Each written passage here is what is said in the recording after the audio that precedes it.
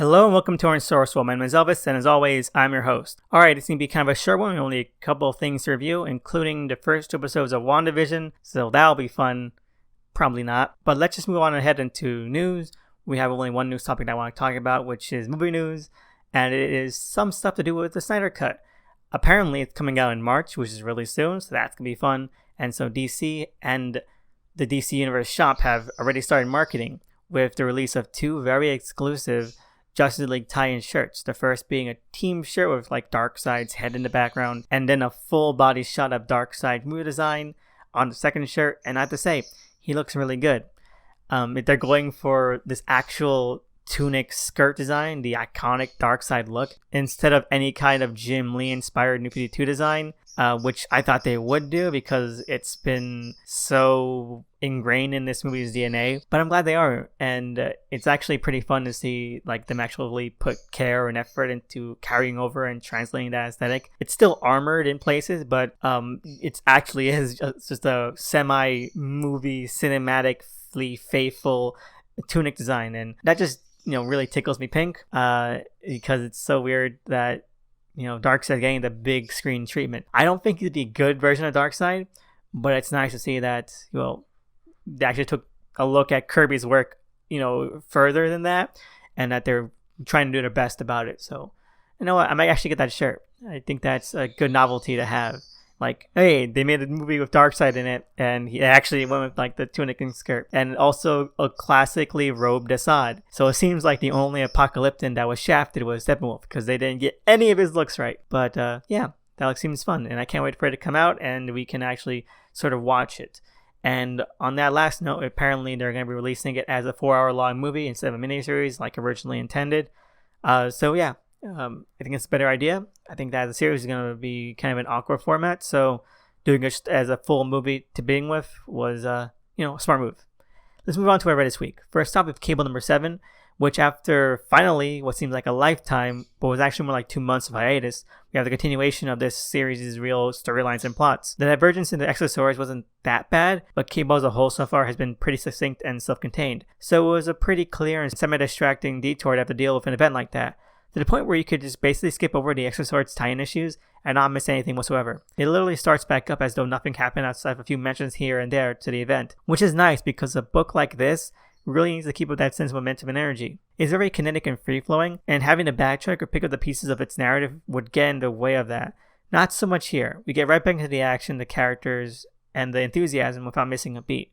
It handily wraps up the main current plot at hand while also expanding and growing the larger myth arc in really exciting ways. One of the big boons of this comic is how Duggan is handling the rather strange and awkward status quo that Teen Cable finds himself in right now, basically being at the midpoint of a very janky and possibly fatal time loop with all the unease and black comedy that comes with something like that. We've had hints of that before in this series, but this milks it for as much as it's worth, bringing in stalwarts like Domino or even Goddamn Strife into the mix, also throwing casual references to Hope around. It's doing a lot to increase the relevancy and impact of the series to the general Cable canon, and I have all respect for that, and I hope it's successful at it. It's still as fun, as irreverent, and as focused and intimate as it's always been. So overall, 2 thumbs up. Can't wait for more. Next up, we have X-Force number 16, which is still Percy's best output, and still a really fun and tightly engaging action-packed read. It's been able to definitely maneuver around its own myth arc without seeming like it's dragging it out or not confronting it head-on. It's able to tackle it without making it the focus, which I don't think it's ready for yet. It's still trying to play a long game with Beast's big plant zombie mistake, but it's doing so while also really focusing in on the characters and the dynamics and their little interpersonal arcs and beats, which I think is really the best move around here if Percy doesn't want to pay it off so far yet, because the time is coming, and I think that it's going to be something that's going to be unignorable and unavoidable. But right now it's still feeling like it's not decompressed and that it still has an actual kind of goal in mind per issue, which is good. I feel satisfied after every issue, and this was no different than the other ones I've read. So overall, 1 thumb up, 1 thumb middle. Next up, we have Rorschach number 4. And this has got to be the best issue of this Maxi series so far, and possibly the best issue of a DC Maxi that Tom King has ever done as well, which, let's be honest, isn't really saying anything at all. That bar is so low.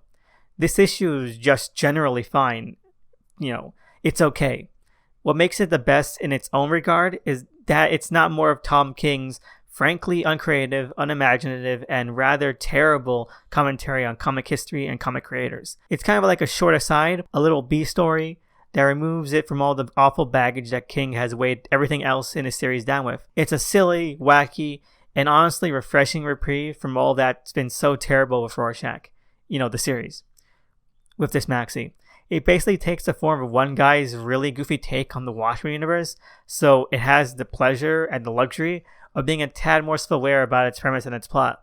It's not high art or anything, but it's a kind of detour that makes one-off issues like the Superman issue Hitman, or even the entire core premise of Busek's Marvels so fascinating, where you get to see a little bit behind the curtain.